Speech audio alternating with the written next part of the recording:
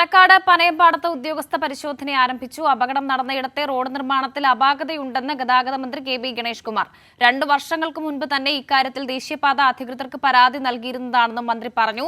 അത് പരിഹരിക്കാൻ NHAയോട് ആവശ്യപ്പെട്ടിരുന്നു. NHA പണം അനുവദിച്ചില്ലെങ്കിൽ സംസ്ഥാന സർക്കാർ പണം നൽകുമെന്നും വിഷയത്തിൽ ഒരു ആശങ്കയും വേണ്ടെന്നും കെ.ബി. ഗണേഷ് കുമാർ പറഞ്ഞു. തന്നെ നമ്മുടെ ശാന്തകുമാരി ഇവിടുത്തെ MLA മാഡത്തിൻ്റെ ഒരു പരാതി 2021 ജൂലൈ മാസത്തിലാണത്. അത് മുൻ മന്ത്രിക്ക് കിട്ടിയിട്ടുണ്ട്. അത് ഓഗസ്റ്റ് മാസത്തിൽ ഇവിടെ ഒരു സന്ദർശനം നടത്തിയിട്ടുണ്ട്. MLAയും പഞ്ചായത്ത് പ്രസിഡന്റും മറ്റെല്ലാവരും ചേർന്നിട്ട്. അപ്പോൾ അന്ന് പറഞ്ഞ ശുപാർശകളൊന്നും തന്നെ നാഷണൽ ഹൈവേ അതോറിറ്റി അംഗീകരിച്ചിട്ടില്ല. അപ്പോൾ ഇപ്പോൾ അവരെ വിളിക്കുകയാണ്. അവർ ചെയ്യേണ്ടതാണ്. അവർ ചെയ്ത കൺസ്ട്രക്ഷൻ്റെ അപാകതയാണ്. അപ്പോൾ അതവർ പരിഹരിക്കാൻ വിദഗ്ധരുടെ അഭിപ്രായം, നാട്ടുകാരുടെ അഭിപ്രായം കൂടി മാനിച്ച് ഈ നാട്ടുകാരിവിടെ ഉന്നയിക്കുന്ന പല വിഷയങ്ങളുണ്ട്. ഇതും കൂടി ചേർത്ത് ഒരു ചർച്ചയാണ്. ചർച്ച ചെയ്ത് കഴിയുമ്പോൾ ഇക്കാര്യത്തിൽ നമ്മളൊരു തീരുമാനത്തിലെത്തും. അതിന് പണം അനുവദിക്കും. അവർ പണം അനുവദിക്കാൻ തയ്യാറായില്ലെങ്കിൽ ഒരാശങ്കയും നിങ്ങൾക്ക് വേണ്ട. സംസ്ഥാന സർക്കാരിൻ്റെ റോഡ് സേഫ്റ്റി അതോറിറ്റി ഫണ്ടിൽ നിന്നും ഈ പരിഷ്കാരങ്ങൾ നടപ്പാക്കാൻ ആവശ്യമായ പണം അനുവദിച്ചു തരും. ഇതിനെക്കുറിച്ച് ഇനി യാതൊരു വിവാദത്തിനും വഴിയില്ല. ഹൈവേ ആണ് ചെയ്യേണ്ടത്. ഹൈവേ അതിനൊരു മാറ്റമില്ല. ഹൈവേയുടെ ശ്രദ്ധയിൽ ഇന്ന് തന്നെ ശ്രീ കൃഷ്ണൻകുട്ടി കൃഷ്ണൻകുട്ടി സാർ അദ്ദേഹം കളക്ടറേറ്റിൽ ഒരു യോഗം ചേർന്നു. അതിൽ അവരോട് ആവശ്യപ്പെട്ടിട്ടുണ്ട്. അതുകൂടാതെ ട്രാൻസ്പോർട്ട് മിനിസ്റ്റർ എന്നുള്ള നിലയിൽ ഞാൻ അവരോട് ആവശ്യപ്പെടും. വിവരങ്ങളുമായി സച്ചിൻ വള്ളിക്കാട് കൂടി ചേരുന്നുണ്ട്. സച്ചിൻ, ഈ ദേശീയപാത അതോറിറ്റിക്ക് അടക്കം പരാതി നൽകിയിരുന്നുവെങ്കിലും അവർ കൃത്യമായ നടപടി സ്വീകരിച്ചില്ല. ഒരുപക്ഷെ അവർ ഫണ്ട് നൽകിയില്ല എങ്കിൽ സംസ്ഥാന സർക്കാർ അതിൽ കൃത്യമായ ഇടപെടൽ നടത്തും എന്നാണ് ഇപ്പോൾ മന്ത്രി കെ.ബി. ഗണേഷ് കുമാർ ഉറപ്പ് നൽകിയിരിക്കുന്നതല്ലേ? മന്ത്രി കെ.ബി. ഗണേഷ് കുമാർ ഇന്ന് ഉച്ചയോടുകൂടിയാണ് ഈ അപകട സ്ഥലം സന്ദർശിച്ചത്. അതിനു മുൻപ് തന്നെ പാലക്കാട് ജില്ലയിലെത്തിയ കെ.ബി. ഗണേഷ് കുമാർ പാലക്കാട് ഗസ്റ്റ് ഹൌസിൽ വെച്ച് ഉന്നത ഉദ്യോഗസ്ഥരുമായി കൂടിക്കാഴ്ച നടത്തിയിരുന്നു. ആ കൂടിക്കാഴ്ചയുടെ അടിസ്ഥാനത്തിലാണ് മന്ത്രി സ്ഥലം സന്ദർശിക്കാൻ എത്തിയത്.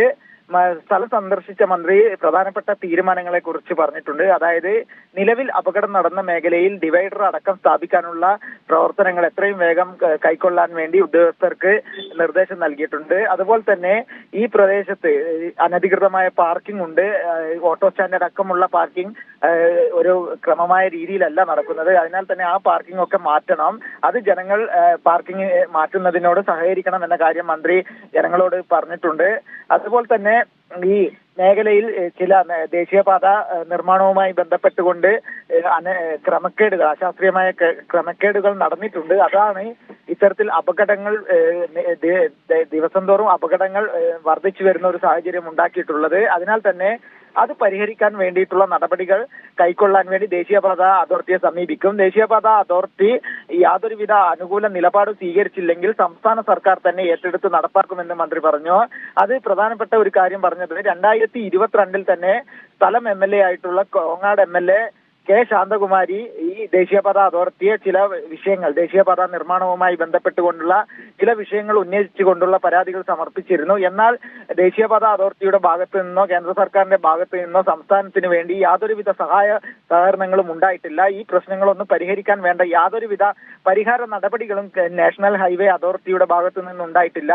അതിനാൽ തന്നെ ഇനി അത്തരം പരീക്ഷണങ്ങൾക്ക് ഒന്നും കാത്തു നിൽക്കാനുള്ള സമയമില്ല. എത്രയും പെട്ടെന്ന് എല്ലാവിധ നടപടികളും നടപ്പാക്കുക എന്നത് തന്നെയാണ് മന്ത്രി കെ.ബി. ഗണേഷ് കുമാർ സ്ഥലം സന്ദർശിച്ചതിന് ശേഷം വ്യക്തമാക്കിയിട്ടുള്ളത്. അതുപോലെ തന്നെ മന്ത്രി കെ.ബി. ഗണേഷ് കുമാർ ഈ സ്വന്തം വാഹനം ഓടിച്ചുകൊണ്ടാണ് ഈ ദേശീയപാത നിർമ്മാണവുമായി ബന്ധപ്പെട്ടുകൊണ്ടുള്ള അപാകതകൾ പരിശോധിച്ചിട്ടുള്ളത്. അതിൽ നിന്നും ചില കാര്യങ്ങൾ മന്ത്രിക്ക് നേരിട്ട് മനസ്സിലാക്കാൻ വേണ്ടി സാധിച്ചിട്ടുണ്ട്. അത് ഉദ്യോഗസ്ഥരുമായി പങ്കുവച്ചിട്ടുണ്ട്. മന്ത്രി ജനങ്ങളുമായി നേരിട്ട് ജനങ്ങളുടെ പല നിർദ്ദേശങ്ങളും ജനങ്ങളുടെ ആവശ്യങ്ങൾ എന്തൊക്കെയാണ്, ഈ അപകടങ്ങൾ ഉണ്ടാവാതിരിക്കാനുള്ള എന്തൊക്കെ നടപടികൾ സ്വീകരിക്കണമെന്ന് ജനങ്ങളുടെ ഭാഗത്തു നിന്നുള്ള നിർദ്ദേശങ്ങൾ അടക്കം കേട്ടുകൊണ്ട് കൃത്യമായ ഒരു നടപടികൾ എടുത്ത് മുന്നോട്ട് പോകുമെന്ന ഉറപ്പ് മന്ത്രി നൽകിയിട്ടുണ്ട്. മറ്റൊരു പ്രധാനപ്പെട്ട കാര്യം, മരിച്ച വിദ്യാർത്ഥികളുടെ വീടും മന്ത്രി സന്ദർശിച്ചിരുന്നു. അതിനുശേഷം 4 വിദ്യാർത്ഥികളുടെ വീടും സന്ദർശിച്ചതിന് ശേഷമാണ് അപകടം നടന്ന സ്ഥലത്തേക്ക് മന്ത്രി എത്തിയിട്ടുള്ളത്. അതിൽ ഒരു പ്രധാനപ്പെട്ട കാര്യം മന്ത്രി പറഞ്ഞിട്ടുള്ളത്, റിദ ഫാത്തിമ എന്ന വിദ്യാർത്ഥിക്ക് നിലവിൽ വീടില്ല. ആ വിദ്യാർത്ഥിയുടെ കുടുംബത്തിന് വീട് വെച്ച് നൽകാൻ വേണ്ടി സംസ്ഥാന സർക്കാർ എത്രയും പെട്ടെന്ന് നടപടിയെടുക്കും. അതിന്റെ നിർദ്ദേശങ്ങളൊക്കെ സംസ്ഥാന സർക്കാരിനോട് അടുത്ത മന്ത്രിസഭാ യോഗത്തിൽ ആവശ്യപ്പെടും. പ്രാഥമിക ചർച്ച എന്ന നിലക്ക് റവന്യൂ മന്ത്രിയുമായി ആലോചന നടത്തിയിട്ടുണ്ട്. ഈ പ്രദേശത്ത് തന്നെ പുറമ്പോക്ക് ഭൂമി ഉണ്ടെന്നും ആ ഭൂമി ഈ കുടുംബത്തിന് വീട് വെച്ച് നൽകാൻ വിട്ടു നൽകുമെന്ന കാര്യവും മന്ത്രി മാധ്യമങ്ങളോട് പങ്കുവച്ചിട്ടുണ്ട്. മറ്റൊരു പ്രധാനപ്പെട്ട കാര്യം മന്ത്രി പറഞ്ഞിട്ടുള്ളത് ഈ വിദഗ്ധ സംഘത്തിന്റെ പരിശോധനയെ കുറിച്ചാണ്. വിദഗ്ധ സംഘം എത്രയും പെട്ടെന്ന് ഇന്ന് നിലവിൽ പരിശോധന നടത്തിയിട്ടുണ്ട്. ഈ പരിശോധന റിപ്പോർട്ട് തിങ്കളാഴ്ചയോ ചൊവ്വാഴ്ചയോ സംസ്ഥാന സർക്കാരിനും ബന്ധപ്പെട്ട വകുപ്പ് മന്ത്രിമാർക്കും നൽകും. അതിനുശേഷം കൃത്യമായ ആക്ഷൻ പ്ലാൻ തയ്യാറാക്കി ഈ ദീർഘകാല അടിസ്ഥാനത്തിൽ തന്നെ ഈ കോഴിക്കോട് പാലക്കാട് ദേശീയപാതയിൽ നടപ്പാക്കേണ്ട പദ്ധതികളെ കുറിച്ചുള്ള ഒരു ആക്ഷൻ പ്ലാൻ തയ്യാറാക്കി അത് എത്രയും പെട്ടെന്ന് നടപ്പാക്കുമെന്ന കാര്യവും മന്ത്രി പറഞ്ഞിട്ടുണ്ട്. ശരി സച്ചിൻ, എന്തായാലും വിപ്ലവകരമായ തീരുമാനങ്ങൾ തന്നെയാണ് ഇപ്പോൾ മന്ത്രി കെ ബി ഗണേഷ് കുമാർ സ്വീകരിച്ചിട്ടുള്ളത്. നിലവിൽ ഇനി അപകടങ്ങൾ ഒഴിവാക്കാൻ ഈ അപകടം നടന്ന റോഡിൽ ഡിവൈഡറുകൾ സ്ഥാപിക്കും. മാത്രമല്ല അനധികൃത പാർക്കിങ്ങുകൾ ഒഴിവാക്കും. അപകടത്തിൽ മരണപ്പെട്ട റിദ ഫാത്തിമയ്ക്കടക്കം വീട് വെച്ച് നൽകാനുള്ള നടപടികളിലേക്കും ഇപ്പോൾ സംസ്ഥാന സർക്കാർ കടന്നിട്ടുണ്ട്. വിവരങ്ങളാണ് സച്ചിൻ വള്ളിക്കാട് നൽകിയത്.